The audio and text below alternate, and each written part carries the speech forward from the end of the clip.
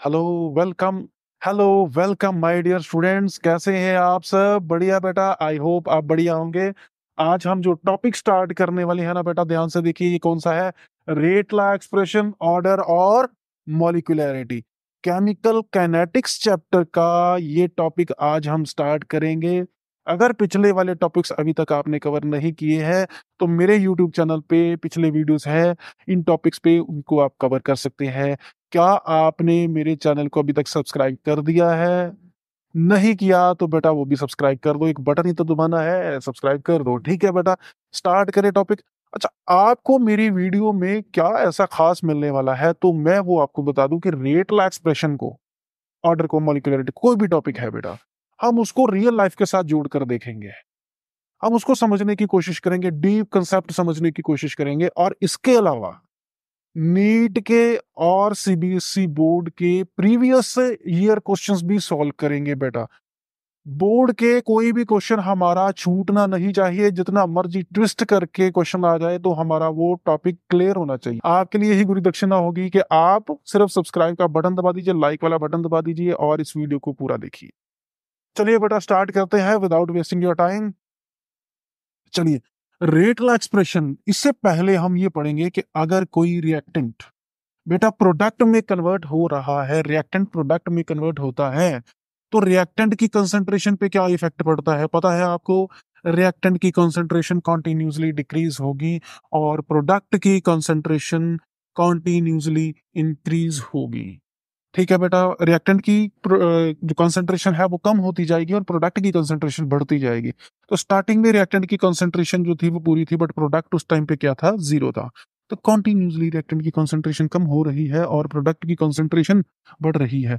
ये जो ग्राफ है ऊपर का, ये प्रोडक्ट का है और नीचे वाला जो है वो रिएक्टेंट का है। ठीक है बेटा, यहां तक क्लियर हो गया। अब हम, क्योंकि हमने रेट लॉ एक्सप्रेशन पढ़ना है, तो रेट लॉ एक्सप्रेशन को पढ़ने से पहले हम लॉ ऑफ मास एक्शन पढ़ेंगे। तो लॉ ऑफ मास एक्शन क्या है? लॉ ऑफ मास एक्शन कहता है कि किसने बनाया था वो भी पढ़ते हैं। दो साइंटिस्ट थे, एक का नाम था गुल्डबर्ग और दूसरे का नाम था वाजे। इन्होंने 1867 में एक थ्योरी दी थी, लॉ ऑफ मास एक्शन, जिसमें उन्होंने बताया था कि अगर रिएक्टेंट की कंसंट्रेशन बढ़ेगी तो रेट ऑफ रिएक्शन भी बढ़ेगा। इसका मतलब है इसका मतलब है कि अगर कोई रिएक्शन है, A plus B give rise to product, तो क्या होगा? Rate is directly proportional to A. A क्या है? कंसंट्रेशन ऑफ ए है।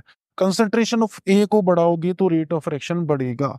और दूसरा रिएक्टेंट कौन सा है बेटा? दूसरा रिएक्टेंट है बी। तो बी को इंक्रीज करोगे तो भी रेट ऑफ रिएक्शन इंक्रीज होगा। क्या बात समझ आई बेटा? अब दोनों को कंबाइन कर दे तो लॉ ऑफ मास एक्शन कहता है कि ए और बी दोनों की कंसंट्रेशन का प्रोडक्ट जो होगा वो भी रेट ऑफ रिएक्शन को इंक्रीज करेगा अगर ए और बी की कंसंट्रेशन इंक्रीज होती है। क्लियर है बेटा? अब डायरेक्टली प्रोपोर्शनल के साइन को हटाना हो तो यहाँ पे लगता है constant of proportionality. Constant of proportionality यानी कि के जो है, इसी को बोलते हैं रेट कांस्टेंट। ठीक है बेटा, एक और नाम देते हैं, वो क्यों देते हैं वो बाद में पढ़ेंगे हम इसके बारे में। के जो है वो है रेट कांस्टेंट। अब किसी भी कांस्टेंट की वैल्यू निकालनी होना तो बेटा सबसे आसान तरीका है कि कांस्टेंट के साथ जो भी चीजें, जो वेरिएबल्स मल्टीप्लाई हो रहे हैं उनकी वैल्यूज को मान लीजिए 1। कोई भी टर्म मल्टीप्लाई या डिवाइड हो रही है उसको मान लेते हैं 1।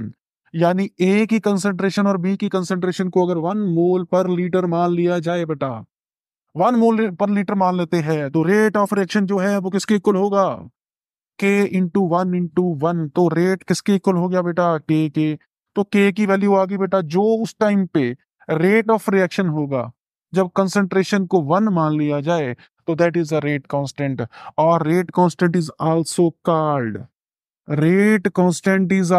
Called specific specific reaction rate.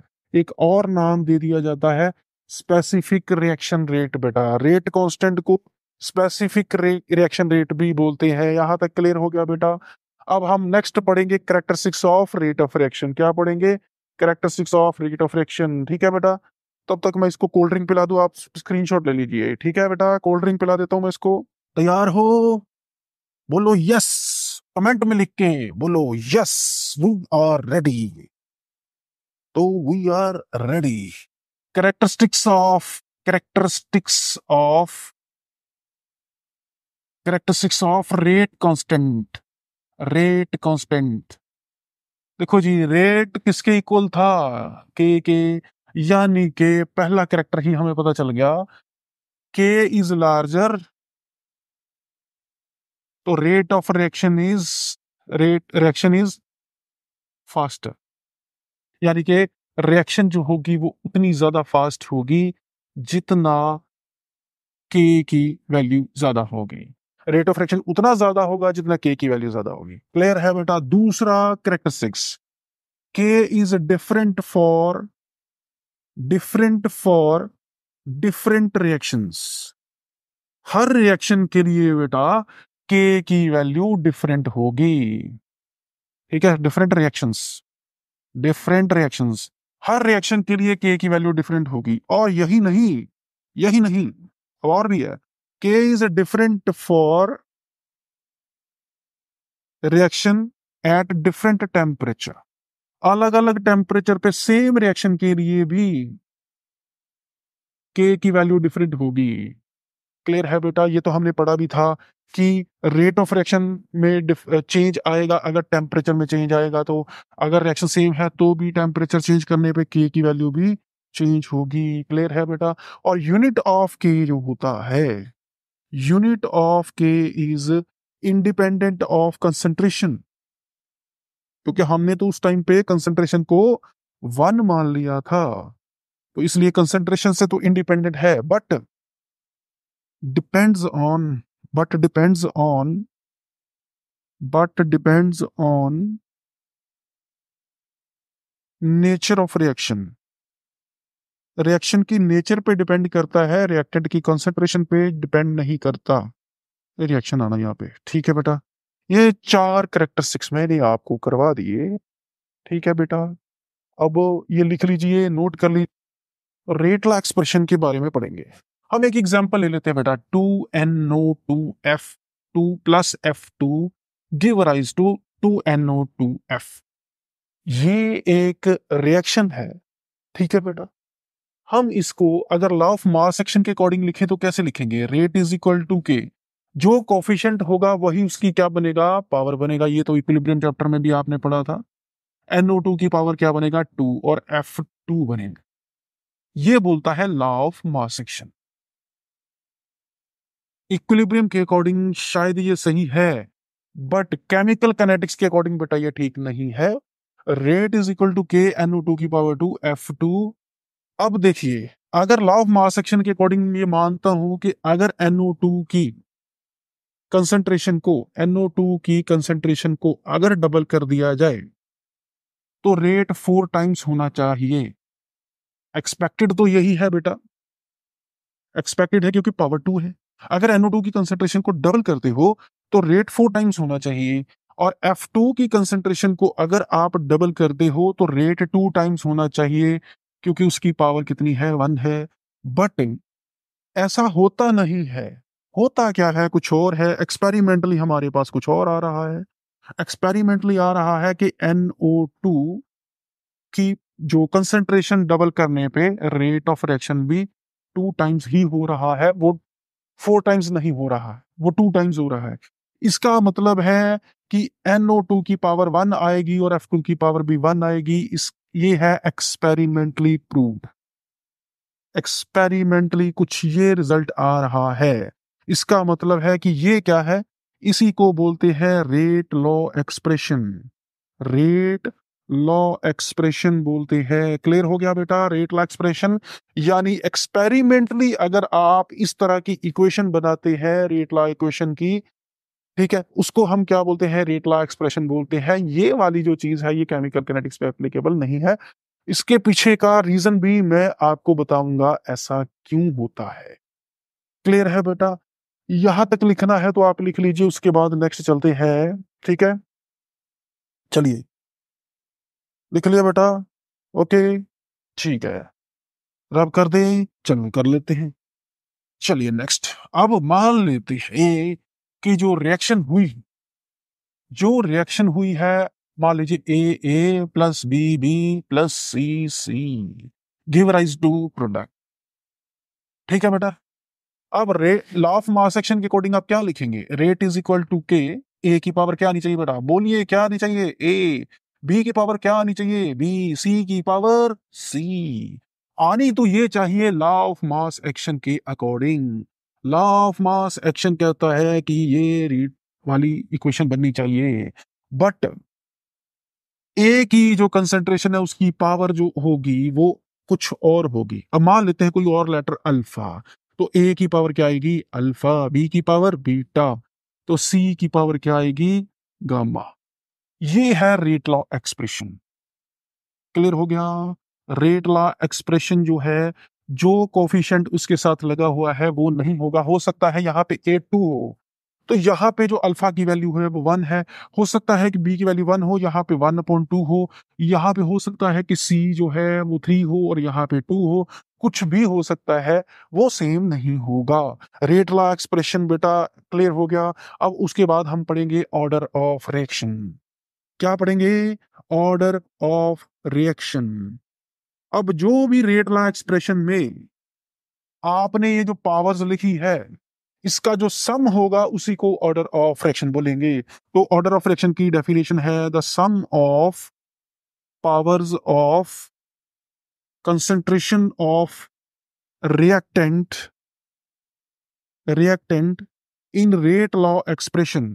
Rate law एक्सप्रेशन में जो आपने कंसंट्रेशन की रिएक्टेंट की कंसंट्रेशन की जो पावर लिखी है, उनको बेटा प्लस कर दीजिए, तो क्या आ जाएगा? Order of reaction. तो लिखिए ऑर्डर ऑफ रिएक्शन इसका क्या आएगा? ऑर्डर आएगा alpha plus beta plus gamma. ये ओवरऑल ऑर्डर ऑफ रिएक्शन है। ओवरऑल ऑर्डर है alpha plus beta plus gamma.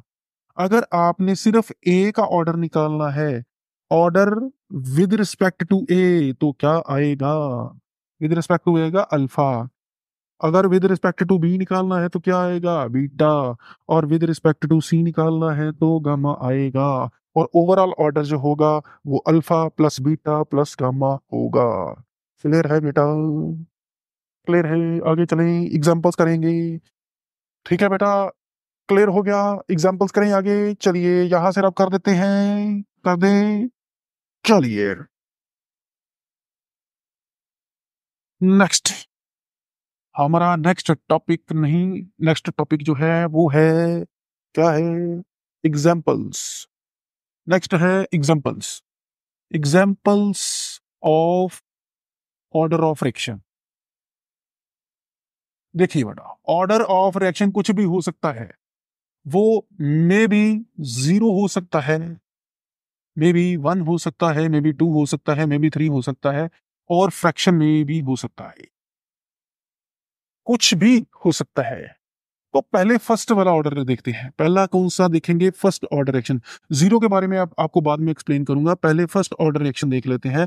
First order reaction, मान लीजिए कि N2O5 का डिकम्पोजिशन हुआ और NO2 प्लस हाफ ऑक्सीजन बन गया। ठीक है बेटा, और यहाँ पे रेट ला एक्सप्रेशन जो आएगा, रेट इज इक्वल टू ए के N2O5 की पावर 1। तो यहाँ पे इसकी पावर कितनी है? 1 है। आपने एक रिएक्शन नहीं देखनी है, आपने ये रेट ला इक्वेशन देखना है। रेट ला इक्वेशन में बेटा इसकी पावर कितनी आ रही है? 1। तो ऑर्डर क्या है? 1। अब मैंने आपको बताया था, स्टार्टिंग में बताया था करेक्टरिस्टिक्स ऑफ जब की, यानी कि रेट कांस्टेंट जब बता रहा था, तब मैंने आपको बताया था कि इसका जो यूनिट है वो रिएक्शन पे डिपेंड करता है। वो किस पे डिपेंड करता है? वो ऑर्डर ऑफ द रिएक्शन पे डिपेंड करेगा। हर रिएक्शन के लिए के की वैल्यू डिफरेंट होती है, वो डिपेंड करती है रिएक्शन के ऊपर।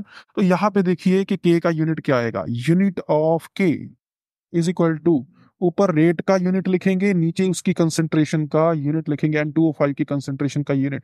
रेट का यूनिट हमेशा होता है मोल पर लीटर पर सेकंड, और N2O5 की कंसेंट्रेशन मोल पर लीटर कट गया तो S की पावर -1 आ गया। ऑर्डर ऑफ के, यूनिट ऑफ के कितना आ गया बेटा? S की पावर -1। नेक्स्ट करेंगे second order reaction. Second order reaction में बेटा, सेकंड ऑर्डर रिएक्शन में H2 plus I2 give rise to 2HI। ठीक है, यहां पे जो रेट ला एक्सप्रेशन आएगा वो क्या होगा, K into H2 into I2। तो ऑर्डर क्या आया बेटा, ऑर्डर आया 2, H2 की पावर 1, I2 की भी पावर 1। तो यूनिट ऑफ K कितना लिखेंगे आप, unit of K is equal to rate और नीचे H2 की कंसेंट्रेशन और साथ में I2 की कंसेंट्रेशन। तो रेट का यूनिट होगा बेटा मोल पर लीटर पर सेकेंड, और नीचे मोल पर लीटर का स्केयर हो गया। तो स्केयर में से एक मोल पर लीटर कट गया तो ऊपर आ गया लीटर पर मोल पर सेकंड। बेटा आंसर आ गया। क्लियर है? ओके बेटा, क्लियर हो गया। अब हम करेंगे थर्ड ऑर्डर रिएक्शन। ये नोट कर लीजिए बेटा, नोट करने के बाद हम आगे चलते हैं थर्ड ऑर्डर रिएक्शन। ठीक है बेटा, कॉपी पेन लेकर बैठना है क्योंकि हम आपको बहुत बहुत अच्छी चीजें बता रहे हैं। ठीक है, नेक्स्ट बेटा करेंगे third order reaction. Third order reaction, third order reaction का मतलब जिसका ऑर्डर 3 है। ठीक है बेटा, NO plus O2 give rise to NO2, 2NO2। ठीक है, यहाँ पे रेट ला एक्सप्रेशन जो आएगा, रेट इज इक्वल टू के NO की पावर 2 O2। यहाँ पे ऑर्डर जो है वो क्या बनेगा, इसकी पावर 2 और इसकी पावर 1, तो टोटल कितना हो गया, 3 हो गया। अब यूनिट ऑफ के निकालेंगे तो यूनिट ऑफ के कितना हो गया बेटा, रेट ओवर NO2 की पावर 2 और O2 की पावर 1। रेट का यूनिट होगा मोल पर लीटर पर सेकंड, और इसका होगा मोल पर लीटर का क्यूब। तो क्यूब में से एक कट गया तो नीचे आ गया स्केयर, जब ऊपर आएगा तो लीटर का होगा स्केयर। मोल की पावर होगी -2 और एस की पावर -1। उसके बाद हम पढ़ेंगे जीरो ऑर्डर रिएक्शन। क्या पढ़ेंगे बेटा, zero order reaction. Zero order reaction में एक्चुअली क्या होता है कि अगर आप कंसंट्रेशन रिएक्टेंट की इंक्रीज भी करते हैं तो रेट ऑफ रिएक्शन पे कोई इफेक्ट नहीं पड़ेगा। जैसे फॉर एग्जांपल कैटलिस्ट की प्रेजेंस में रिएक्शन हो रही है प्लेटिनम की सरफेस पे, अमोनिया प्लेटिनम की सरफेस पे हीट करने पे डिकम्पोज हो रहा है, नाइट्रोजन और हाइड्रोजन बन रहा है। आप सोच रहे होंगे इसका रेटला एक्सप्रेशन जो है वो ऑर्डर 2 होना चाहिए, बट नहीं। इसका रेटला एक्सप्रेशन देखा जाए तो अमोनिया की कंसंट्रेशन को इंक्रीज करने पर भी कोई फर्क नहीं पड़ता। तो NH3 की पावर कितनी होगी, 0। तो रेट किसके इक्वल हो गया, के। तो जो यूनिट होगा रेट का वही यूनिट है के का। तो यूनिट ऑफ के कितना आ गया, मोल पर लीटर पर सेकंड। बेटा जीरो ऑर्डर थर्ड ऑर्डर भी कंप्लीट हो गया है। चलिए बेटा नेक्स्ट करेंगे फ्रैक्शनल ऑर्डर। फ्रैक्शनल ऑर्डर करेंगे बेटा। ठीक है, क्या करेंगे, fractional order of the reaction. Fractional order of reaction, fractional order of reaction पढ़ेंगे। फ्रैक्शनल ऑर्डर का मतलब जैसे CH3CHO, इसका हुआ डिकम्पोजिशन CH4 प्लस CO। ठीक है बेटा, ये जो रिएक्शन होगी रेट इज इक्वल टू के CH3CHO की पावर होगी 3/2, यानी कि ऑर्डर इसका आएगा 3/2 और 1.5। अगर इसका यूनिट निकालना है तो बेटा इसका भी यूनिट निकाल सकते हैं। Unit of K is equal to rate over concentration किसकी है, CH3CHO की, जो की है 3/2। तो हम इसके ऊपर लिखेंगे मोल पर लीटर पर सेकंड और नीचे लिखेंगे मोल पर लीटर की पावर 3/2। तो जब ऊपर आएगा तो ये होगा -3/2। ठीक है बेटा, -1/2 आएगा। तो मोल और लीटर की पावर -1/2, एस की पावर -1 आ गया। ठीक है बेटा, तो यहाँ पे लीटर की पावर 1/2, मोल की पावर -1/2, एस की पावर -1 आ गया। ठीक है, क्लियर हो गया बेटा। आ गया जी, किसी का भी आप यूनिट निकाल सकते हैं बेटा इस तरह से। ठीक है, अब मैं आपको बताऊंगा नेक्स्ट कि यहाँ पे कुछ और है और रियल एक्सप्रेशन की पावर, यहाँ पे जो ऑर्डर ऑफ रिएक्शन आ रहा है कुछ और है, जबकि यहाँ पे कोफिशिएंट कुछ और है, यहाँ पे जो पावर है कुछ और है। इसका क्या मीनिंग है, ऐसा क्यों हो रहा है, हमें धोखा क्यों दिया जा रहा है? चलिए हम पढ़ेंगे आगे, ऐसा क्यों हो रहा है हमारे साथ कि हमारे सामने कोफिशिएंट कुछ और है और उसका ऑर्डर ऑफ द रिएक्शन कुछ और निकल के आ रहा है। नेक्स्ट टॉपिक पढ़ेंगे मॉलिक्यूलैरिटी। मॉलिक्यूलैरिटी क्या होती है? मॉलिक्यूलैरिटी, अगर कोई भी चीज रिएक्शन कर रही है, कोई भी कंपाउंड अगर आपस में रिएक्शन कर रहा है, कोई भी रिएक्टेंट आपस में रिएक्शन कर रहे हैं, तो जितने भी कोफिशिएंट रिएक्टेंट में होंगे उनका प्लस करोगे, दैट इज कॉल्ड द मॉलिक्यूलैरिटी। इसकी मॉलिक्यूलैरिटी कितनी आएगी? 2 + 1 = 3, जबकि इसका ऑर्डर क्या था? ऑर्डर था इसका 2 और मॉलिक्यूलैरिटी आई 3। क्लियर है बेटा? मॉलिक्यूलैरिटी क्या होता है? मॉलिक्यूलैरिटी की डेफिनेशन बेटा यहाँ पे लिख देते हैं। मॉलिक्यूलैरिटी की डेफिनेशन है बेटा, इसकी डेफिनेशन क्या होगी? The total number of reacting species which simultaneously collide with each other in a reaction। एक रिएक्शन में बेटा जितने भी रिएक्टिंग स्पीशीज आपस में कोलाइड हो रहे हैं साइमल्टेनियसली, उसको हम मॉलिक्यूलैरिटी बोलते हैं। फॉर एग्जांपल हाइड्रोजन और आयोडीन में कितने रिएक्टिंग स्पीशीज आपस में कोलाइड हो रहे हैं? 2, तो मॉलिक्यूलैरिटी कितनी आ गई? 2। मॉलिक्यूलैरिटी कितनी आ गई? 2। ठीक है, क्लियर है बेटा? मॉलिक्यूलैरिटी आ गई 2। और मॉलिक्यूलैरिटी कितनी तरह की होती है? अगर यूनिमॉलिक्यूलर है तो उसकी मॉलिक्यूलैरिटी कितनी होगी? अगर कोई रिएक्शन यूनिमॉलिक्यूलर है तो उसकी मॉलिक्यूलैरिटी 1 होगी। अगर बाई मॉलिक्यूलर है तो उसकी मॉलिक्यूलैरिटी कितनी होगी? 2। ट्राई मॉलिक्यूलर है तो उसकी मॉलिक्यूलैरिटी कितनी होगी? 3। कितनी होगी? 3। बेटा ट्राई मॉलिक्यूलर से बड़ी मॉलिक्यूलैरिटी यानी 3 से बड़ी मॉलिक्यूलैरिटी नहीं होती। उसका रीजन कि जब रिएक्टिंग स्पीशीज आपस में कोलाइड करेंगे तभी प्रोडक्ट बनेगा।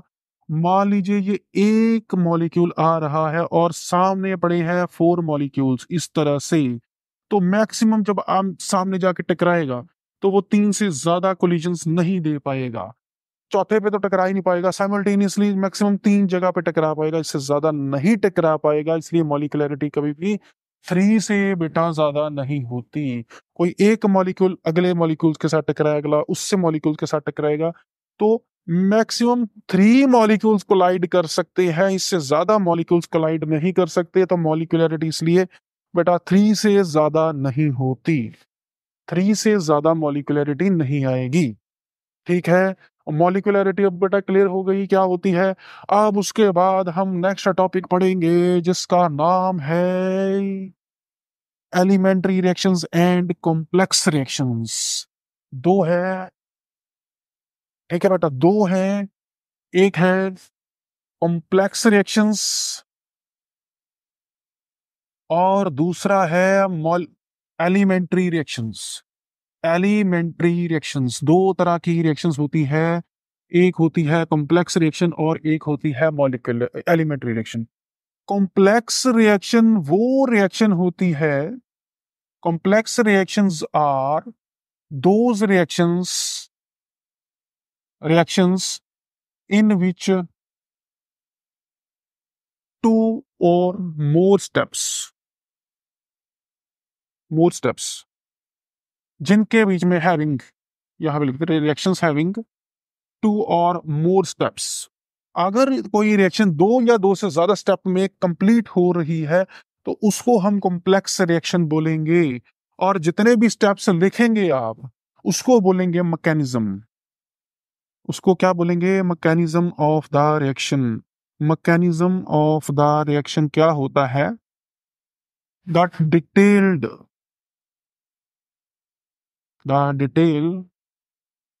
The detail of steps involved in the reaction। Mechanism का मतलब होता है कि जितने भी स्टेप्स इन्वॉल्व हुए रिएक्शन के अंदर उसको हम क्या बोलेंगे, मैकेनिज्म बोलेंगे। फॉर एग्जांपल कॉम्प्लेक्स रिएक्शन की एग्जांपल ले लेते हैं कि N2 NO2 ने बेटा रिएक्शन की F2 के साथ, तो प्रोडक्ट मिल गया NO2F। ठीक है, अब इसकी मॉलिक्यूलैरिटी कितनी है बेटा, मॉलिक्यूलैरिटी कितनी आई है, 3 आई है। और ऑर्डर कितना आएगा बेटा, ऑर्डर इसका 2 है, मॉलिक्यूलैरिटी 3 है। ऐसा क्यों है वो ही हम पढ़ेंगे कि एक्चुअली चक्कर क्या है कॉम्प्लेक्स रिएक्शन और एलिमेंट्री रिएक्शन में, यहाँ पे आपको क्लियर होगा। ठीक है बेटा, क्लियर है, आगे चले, चलिए चलिए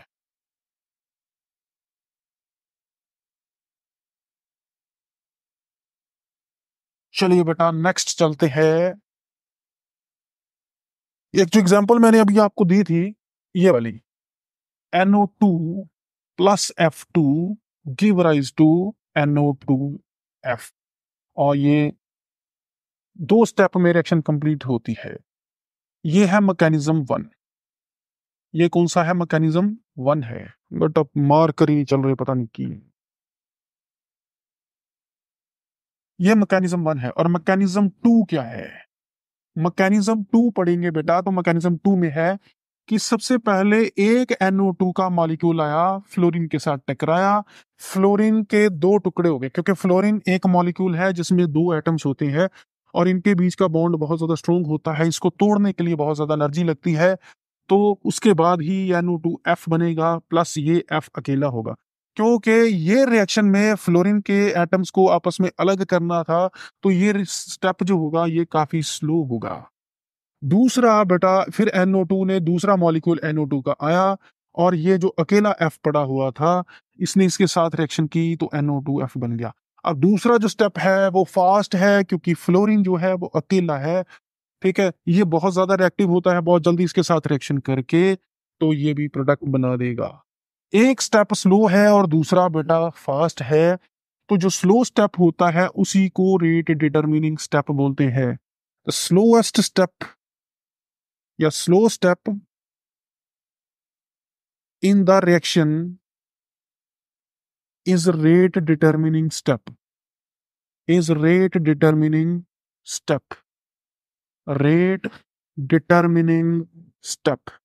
ऐसा क्यों, अब इसका भी रीजन आपको चाहिए होगा कि ऐसा क्यों होता है। रीजन इसका बेटा ये है, मान लीजिए एक कार मैन्युफैक्चरिंग कंपनी है, एक सेक्शन इंजन बनाने का काम करता है, एक सेक्शन बॉडी बनाने का काम करता है, और एक सेक्शन इंटीरियर बनाने का काम करता है।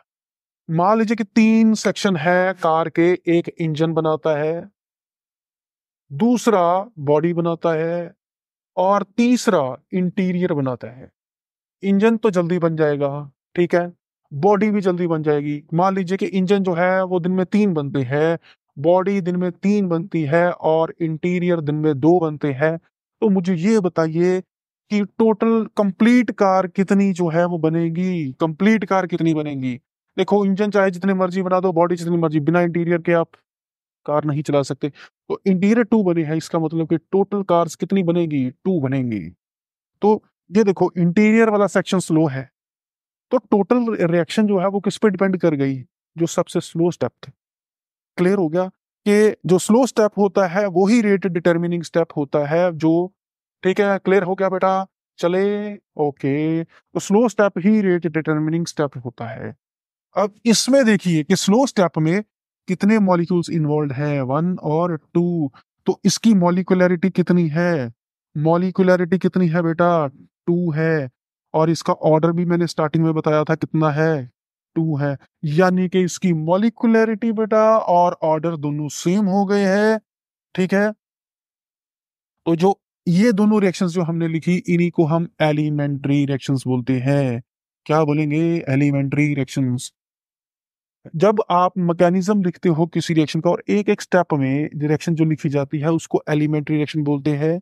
और एलिमेंट्री रिएक्शन जो होती है, सबसे स्लो एलिमेंट्री रिएक्शन, वही रेट डिटरमिनिंग स्टेप होता है, और उसी की मॉलिक्यूलरिटी को ऑर्डर ऑफ द रिएक्शन बोलेंगे। क्लियर हो गया बेटा। मॉलिक्यूलरिटी और ऑर्डर दोनों इक्वल है तो रिएक्शन कौन सी है? एलिमेंट्री। और नेक्स्ट पढ़ेंगे, यहां पे लिखेंगे ऑर्डर और यहां पे लिखेंगे मॉलिक्यूलरिटी। क्या लिखेंगे? मॉलिक्यूलरिटी। तो ऑर्डर कैसे निकालते हैं? The sum of powers of concentration of reactants in rate law expression। और मॉलिक्यूलरिटी क्या होती है? The number of reacting species reacting species collide with each other collide with each other in a reaction। ओ clear हो गया बेटा, clear हो गया, ठीक है। सेकंड, ऑर्डर जो है वो 1 2 3 ऐसे होगा, ठीक है। और मॉलिक्यूलरिटी बेटा, ऑर्डर ऑफ द रिएक्शन जो है वो होल नंबर भी हो सकता है और वो होल नंबर भी हो सकता है, वो फ्रैक्शन में भी हो सकता है। बट मॉलिक्यूलरिटी जो है, मॉलिक्यूलरिटी वो होल नंबर ही होगा, वो फ्रैक्शन में नहीं होगा, वो हमेशा होल नंबर ही होगा, होल नंबर।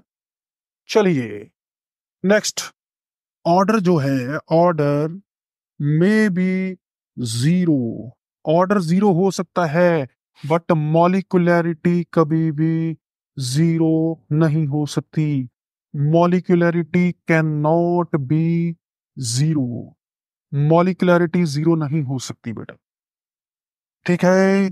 ये एक्सपेरिमेंटल कंसेप्ट है, ये एक्सपेरिमेंटल कंसेप्ट है।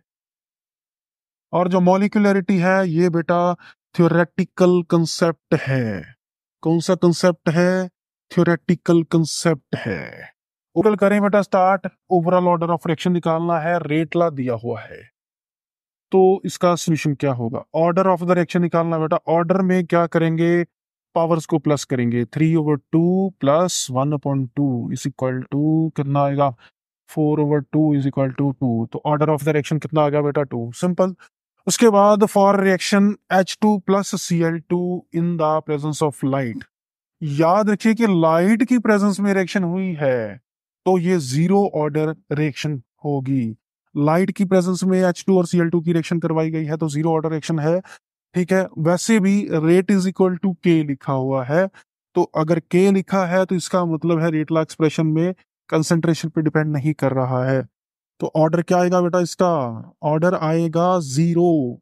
ऑर्डर क्या आएगा? जीरो। मॉलिक्यूलरिटी बेटा देखिए कितनी आएगी? मॉलिक्यूलरिटी ध्यान से देखिए, एक हाइड्रोजन दूसरा क्लोरीन, और मॉलिक्यूलरिटी कितनी होगी? 1 + 1 इज इक्वल टू 2, ठीक है। उसके बाद यूनिट के का निकालना बेटा। के का यूनिट फर्स्ट ऑर्डर के लिए कितना होता है? यूनिट ऑफ के का यूनिट होता है S⁻⁻1, ठीक है बेटा, क्लियर हो गया। अब मैं एक और चीज बताता हूँ आपको कि order of the reaction calculate करना हो तो बहुत इजी है, ठीक है। करें, चलिए स्टार्ट करें। ये बेटा सीबीएसई बोर्ड में क्वेश्चंस आए हुए हैं। ऊपर वाला जो न्यूमेरिकल था वो 2020 में आया था, नीचे वाला 2016 में आया था। इतने इजी क्वेश्चन आते हो बेटा, ठीक है। उसके बाद आगे करें, चलिए। अगर यूनिट ऑफ के निकालना है और ऑर्डर जो है, ऑर्डर में भी, ऑर्डर को एन मान लेते हैं और एन में भी 1 2 3 0 कुछ भी हो सकता है, ठीक है बेटा। के का यूनिट का हमने एक ट्रिक निकालते हैं और एन जो ऑर्डर है वो कितना है? एन 1 2 3 0 कुछ भी। तो यूनिट ऑफ के कैसे करेंगे? यूनिट ऑफ के जो है वो मोल की पावर 1 - n, एल की पावर n - 1 और एस की पावर -1। अब फिल करके देख लीजिए बेटा, जीरो ऑर्डर रिएक्शन है, जीरो ऑर्डर है तो क्या आएगा? मोल की पावर 1 - 0, एल की पावर 0 - 1, एस की पावर -1, यानी कि मोल पर लीटर पर सेकंड आ गया बेटा। उसके बाद फर्स्ट ऑर्डर रिएक्शन है तो फर्स्ट का एन की वैल्यू कितनी आएगी? 1। मोल की पावर 1 - 1, एल की पावर 1 - 1, एस की power -1 is equal to S की पावर -1 आ गया। सेकंड ऑर्डर रिएक्शन है बेटा, सेकंड ऑर्डर के लिए मोल की पावर 1 - 2, एल की पावर 2 - 1, एस की पावर -1, तो ये होगा लीटर पर मोल पर सेकंड, ठीक है बेटा, इस तरह से आप किसी का भी यूनिट निकाल सकते हैं एक ही फार्मूला अप्लाई करके, ये वाला फार्मूला। 2012 में पूछा गया क्वेश्चन, ए और बी दो रिएक्टेंट है, रेट डबल होगा अगर बी डबल होता है। यानी कि ये तो तय है कि बी की जो पावर है वो 1 है। ठीक है बेटा, जो बी की पावर है वो 1 है, क्योंकि अगर बी को डबल करते हो तो रेट ऑफ रिएक्शन डबल हो जाता है। यानी कि इसके अगर 2 लगाते हो तो 2 सीधा बाहर आ जाता है। But rate increases 8 times, 8 Guna rate बढ़ता है जब ए और बी दोनों की कंसंट्रेशन को डबल किया जाता है। बी की कंसंट्रेशन को अगर डबल किया तो 2 टाइम्स ही इंक्रीज होगा, बट ए को जब आपने डबल किया तो rate of reaction 8 times increase हो गया। तो यहाँ पे ए की कंसंट्रेशन जो है वो कितना इंक्रीज होगी बेटा? ए जो है वो इसका मतलब है 4 टाइम्स इंक्रीज हो गया था, बढ़ाया आपने, sorry, rate of reaction 4 times increase हो गया था। इसका मतलब है कि ए जो था वो अगर डबल है तो इसकी पावर 2 होगी, तभी तो आएगा 4। ठीक है, इसका मतलब है कि ए की पावर 2 और बी की पावर 1 है, तो ये कहाँ है? ये यहाँ है। ठीक है बेटा, क्लियर है? ऐसी और भी वीडियोस को देखने के लिए मेरे चैनल को सब्सक्राइब कर दीजिए, मेरी वीडियो को लाइक कर दीजिए। अगर आप लोगों को ये मेरी वीडियो पसंद आई है या और भी इससे बेटर चाहते हैं तो मुझे कमेंट करके बेटा